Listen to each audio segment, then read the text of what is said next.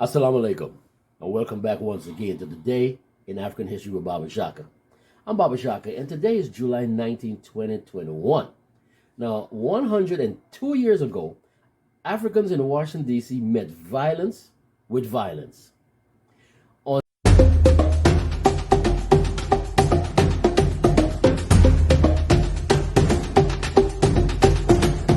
Saturday, July 19, 1919, a major quote-unquote race riot broke out across Washington, D.C.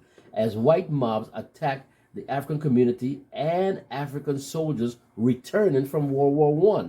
That's what you get as a reward for serving your country.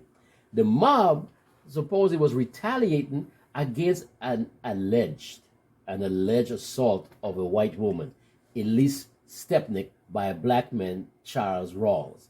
You ever notice every time white folks want to go attack people, they always come up with, we attack a white woman, right? As though we got nothing better to do, just wake up one day and say, you know what? I feel like getting lynched today.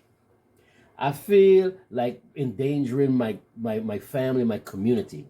Maybe I just feel like having my whole community burnt to the ground. So I'm going to go out here and assault a white woman. No, it doesn't work that way. All right.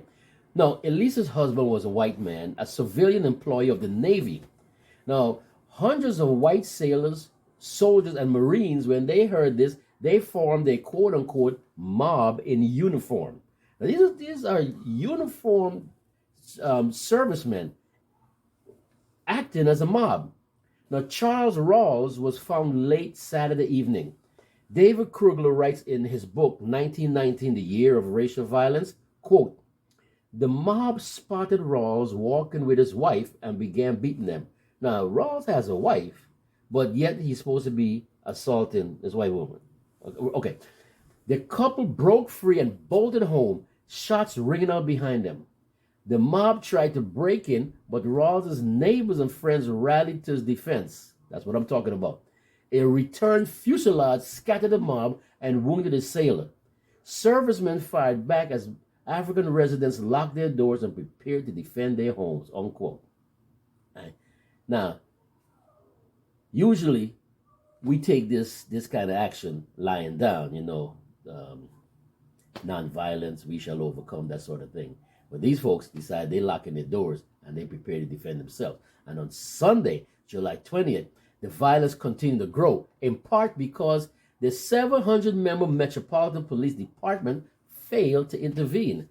And I am not surprised, because throughout the history of the police force in this country, they have lied. Their motto is to protect and serve.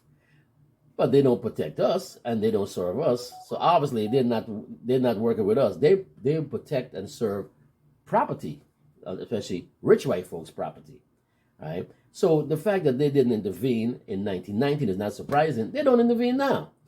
Africans face brutal beatings in the street of Washington, D.C., at the Center Market on 7th Street Northwest, and even in front of the White House. How surprising, right?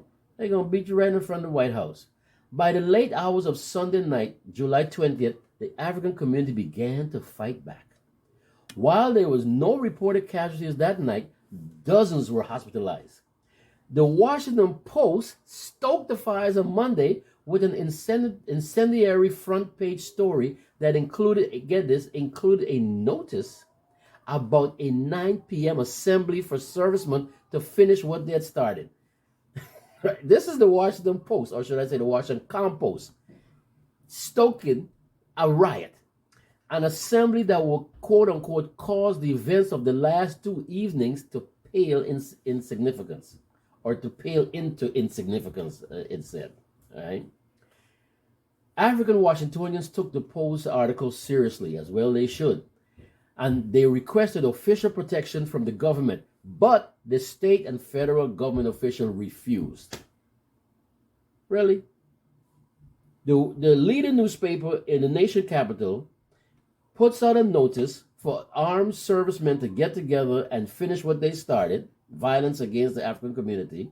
The African community then requests protection from the federal and state government, but they refuse.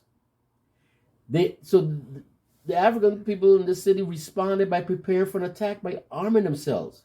Now, when the police found out that arms dealers sold around 500 firearms that day, guess what they did?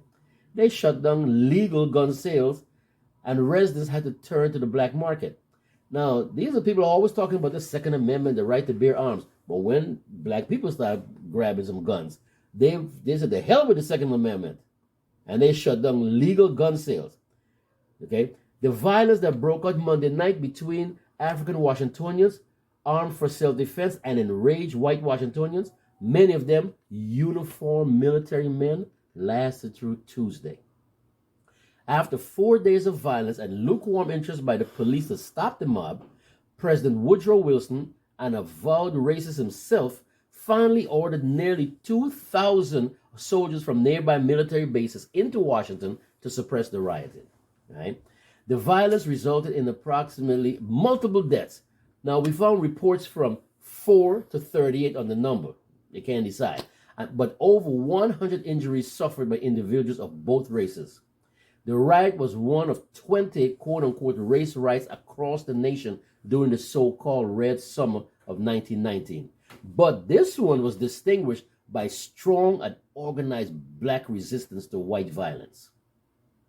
See, whenever you're talking two different languages, no, you can't understand each other. So when they come to us with violence, or we start talking non-violence, there's a miscommunication here. But when they come with violence and we respond with it, see, we're talking the same language. They understand that, and they get to run it. They get to scatter it, because most of them are cowards. That's why they come in a mob. They never come individually.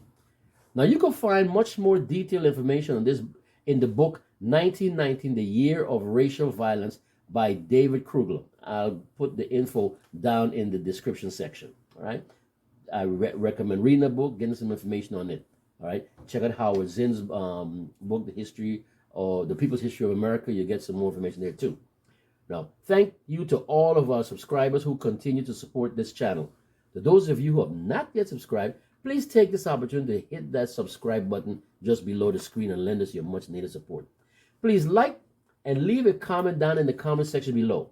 But most importantly, please share, especially with the young amongst us, because as you and I both know, this material is not taught in our schools. So, until tomorrow, inshallah, this is Baba Shaka with Today in African History. Masalam.